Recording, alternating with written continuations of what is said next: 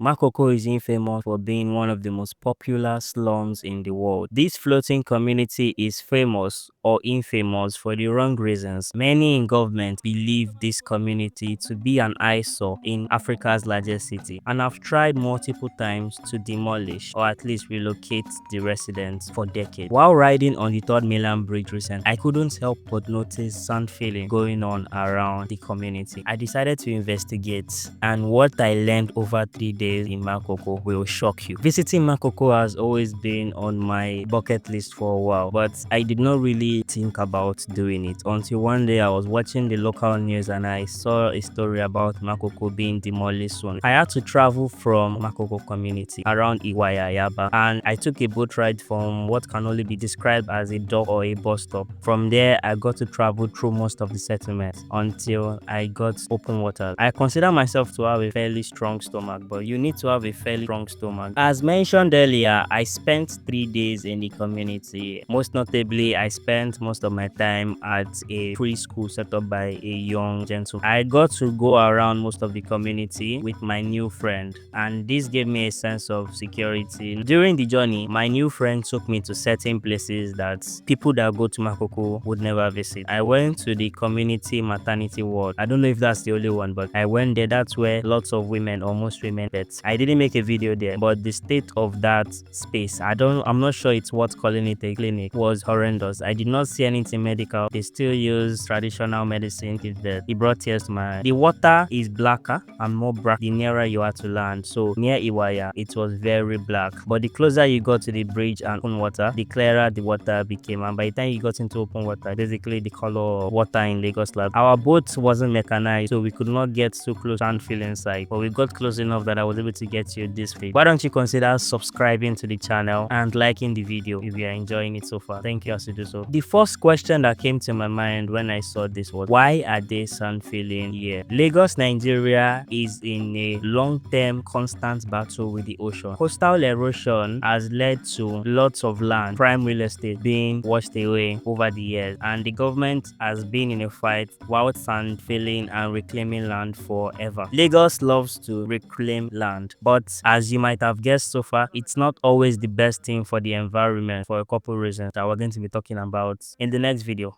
The day I saw land reclamation work begin here, I kind of guessed that time was running out for Makoko. They were now in a battle against higher power that had a vested interest in making these new projects work. I spoke to some locals and got a better understanding of their plights and their relationship on this project with the government, but I decided not to include those footage and their likeness because you know how easy it is for people in certain places to carry out retribution. There has been lots of talk about demolishing Makoko for decades, but that's only half of the story. More recently, the government has given residents of Makoko, certain residents, those close to the bridge, an ultimatum to move out so they can demolish their settlement. According to reports and personal interviews with locals, the government asks people living in a 100-meter radius around the power line passing through the community to move away. I understand it. It's not particularly safe to live in and around a power line. The people in power seemingly want those living in dangerous areas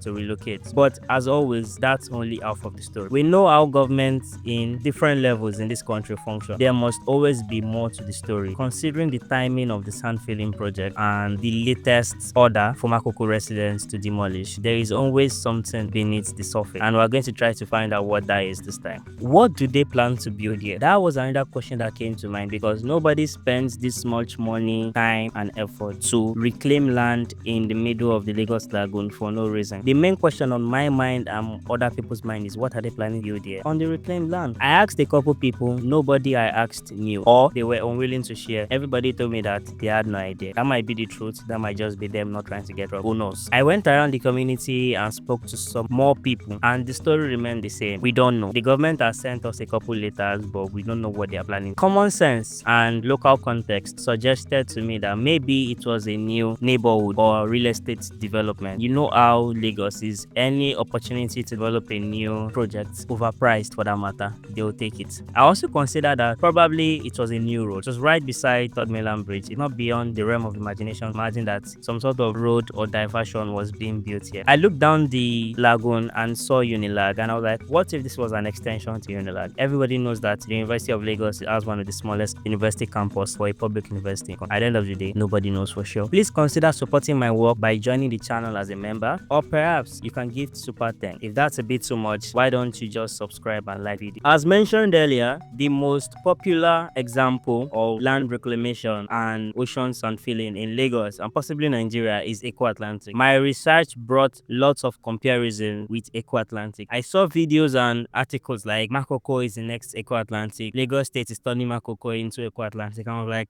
is that really a worthy and fair comparison? Eco Atlantic is a neighborhood or development reclaimed from the Atlantic Ocean in Victoria Island, Lagos. It was meant to be the future of real estate and luxury living in Nigeria, but unfortunately that has not materialized to date. Some people believe that the government is trying to convert Makoko to something similar and turn what was once or what is currently an eyesore to many into the next example of luxury living in Lagos. I have a video on whether doing this is a good idea or not, but as always, nobody knows for sure.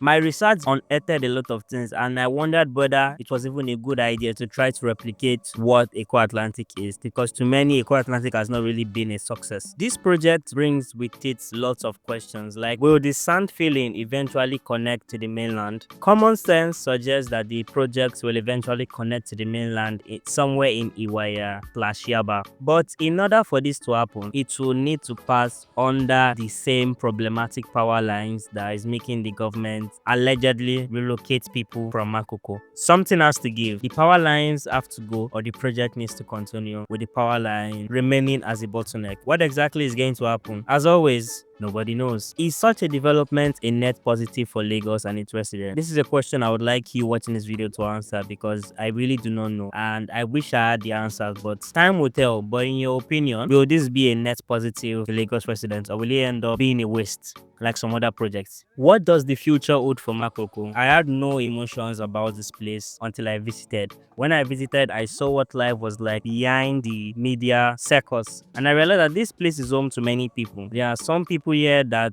are fourth or fifth generations that were born in Makoko. They cannot imagine living anywhere else. Nobody knows what the future holds for Makoko, but one thing I can tell you for sure is that a lot will happen to this place over the next decade. Makoko, as we know it, is about to change for better or for worse. Similar to how Maroko and Lekki changed to become overpriced luxury areas, quote unquote, on the luxury. The environmental impact isn't being spoken about enough. Places like Yaba, Bagada, and Environ will become more prone to flooding. We're already seeing it. Places like Bagada flooded in 2024 more than most other years. Click the video on screen now. I made it specifically for you. Until the next video, your friend from the Okodo YouTube channel wishes you love, peace, and prosperity.